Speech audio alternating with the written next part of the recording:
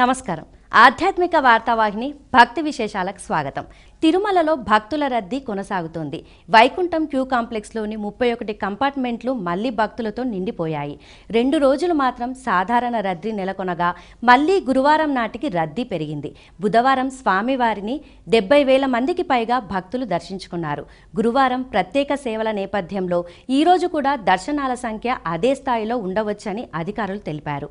టోకెన్లు లేని భక్తులకు స్వామివారి దర్శనానికి సుమారు 12 గంటల సమయం పడుతుందని టీటీడీ ప్రకటించింది. ప్రత్యేక ప్రవేశ దర్శనానికి సర్వదర్శనం టోకెన్లున్న వారికి 4-5 గంటల్లో స్వామివారి దర్శనం లభించే విధంగా ఏర్పాట్లు చేస్తున్నట్లు టీటీడీ అధికారులు ప్రకటించారు. తిరుమల శ్రీవారి ఉత్సవమూర్తుల పరిరక్షణ కోసం ప్రతి ఏటా నిర్వహించే జ్యేష్ఠాభిషేకం నిర్వహణకు టీటీడీ ఏర్పాట్లు చేసింది.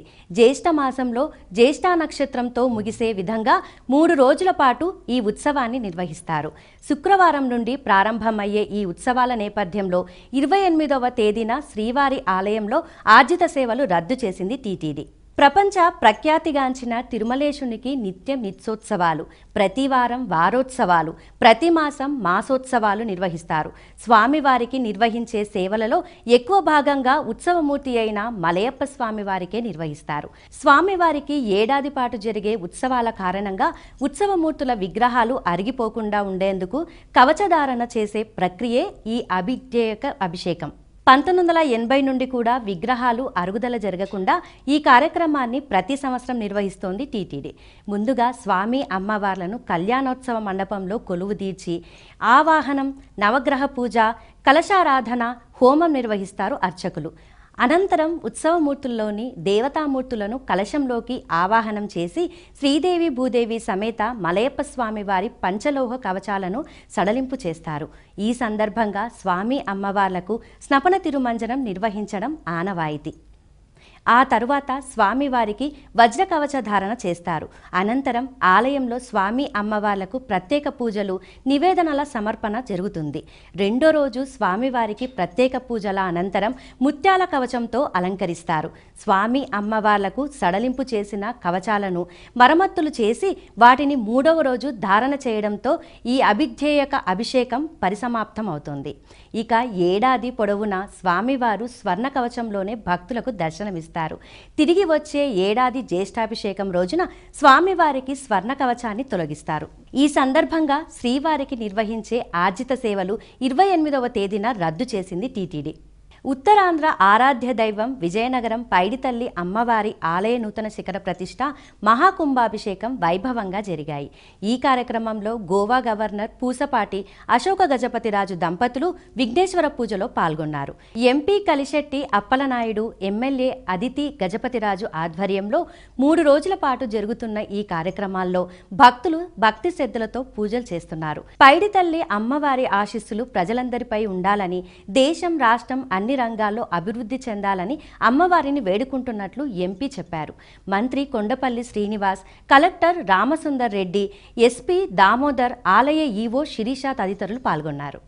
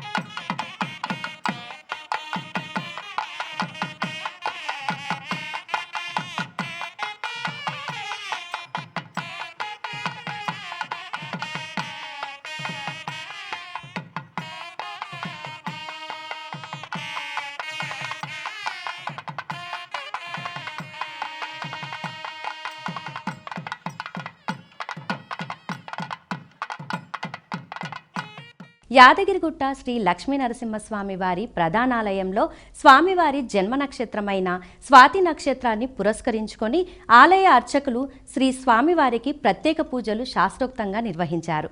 తెల్లవారుజామున ఆలయాన్ని తెరిచిన అర్చకులు సుప్రభాత సేవతో స్వామివారిని మేల్కొలిపారు. అనంతరం తిరువారాధన ఆరగింపు జరిపారు. వేద మంత్రాలు, మంగళ వాయిద్యాల నడుమ స్వామివారికి అష్టోత్తర శతాభిషేకం అత్యంత వైభవంగా నిర్వహించారు. 108 కలశాల పవిత్ర జలాలు, పాలు, పెరుగు, తేనె, నెయ్యి, పంచదార, ఫలరసాలతో పాటు వివిధ రకాల సుగంధ ద్రవ్యాలతో స్వామి అమ్మవార్లకు అభిషేక కైంకర్యాలు గావించారు.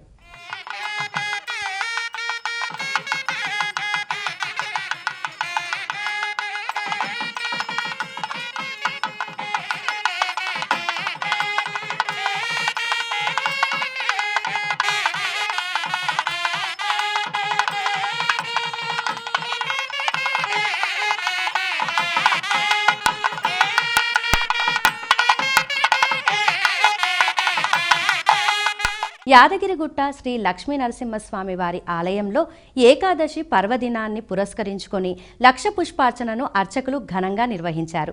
ఏకాదశి సందర్భంగా తెల్లవారుజామునే స్వామివారికి సుప్రభాత సేవ, ఆరాధన, నిత్య కళ్యాణం నిర్వహించారు. అనంతరం ఆలయ ముఖ మండపంలో ఉత్సవమూర్తులను ప్రత్యేకంగా అలంకరించి పీఠంపై అధిష్ఠింపజేశారు. వేద పండితుల మంత్రోచ్చారణలు, మంగళ వాయిద్యాల నడుమ స్వామి అమ్మవార్లకు లక్ష పుష్పార్చన పూజలు శాస్త్రోక్తంగా సాగాయి.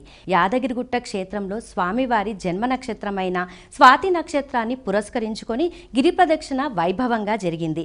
వేలాది మంది భక్తులు గిరి ప్రదక్షిణలో పాల్గొని నమో నారసింహ అంటూ నినదించారు.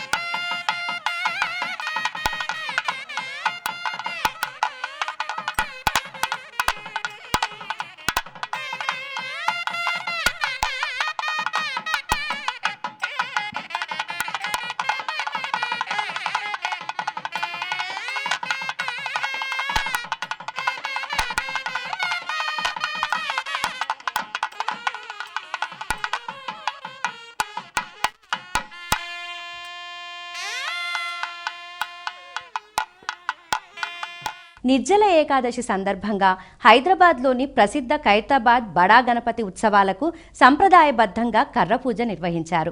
వినాయక చవితి వేడుకలకు అంకురార్పణగా భావించే ఈ పూజతోనే విగ్రహ తయారీ పనులు అధికారికంగా ప్రారంభమయ్యాయి. పర్యావరణ పరిరక్షణను దృష్టిలో ఉంచుకొని పూర్తిగా మట్టితో మహాగణపతిని తయారు చేయాలని ఉత్సవ కమిటీ నిర్ణయించింది.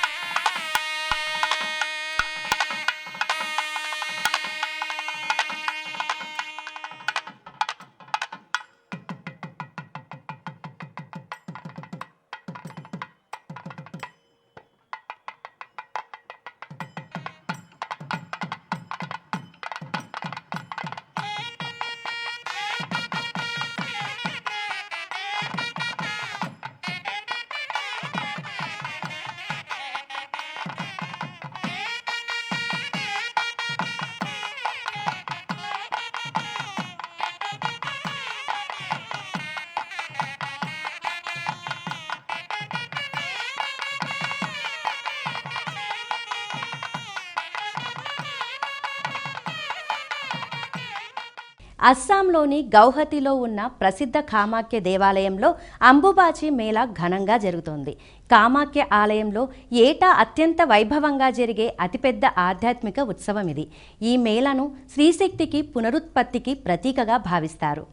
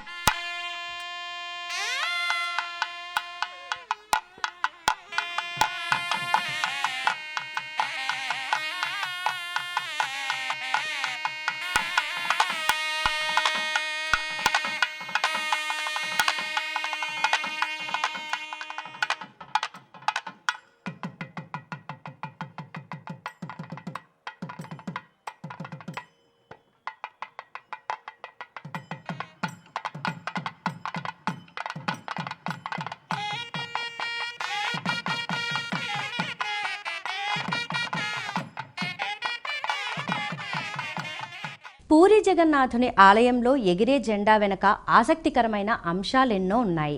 వాటిలో ఒకటి గాలి దిశకు వ్యతిరేకంగా ఆ జెండా ఊగుతుండడం. భక్తులకు ఇది కేవలం ప్రకృతి విషయమే కాదు, దైవ సంకేతం అనే భావనను కలిగిస్తుంది. ప్రతిరోజు గుడిపైకి ఎక్కి జెండాను మార్చే ఆచారం కూడా ఈ క్షేత్ర మహిమను మరింత పెంచుతోంది. శతాబ్దాలుగా కొనసాగుతున్న పవిత్ర సంప్రదాయాన్ని మనము తిలకిద్దాం. ఇవి ఈనాటి భక్తి విశేషాలు. తదుపరి ఆధ్యాత్మిక వార్తావాహిని భక్తి విశేషాల్లో మళ్ళీ కలుద్దాం. అంతవరకు సెలవు. నమస్కారం.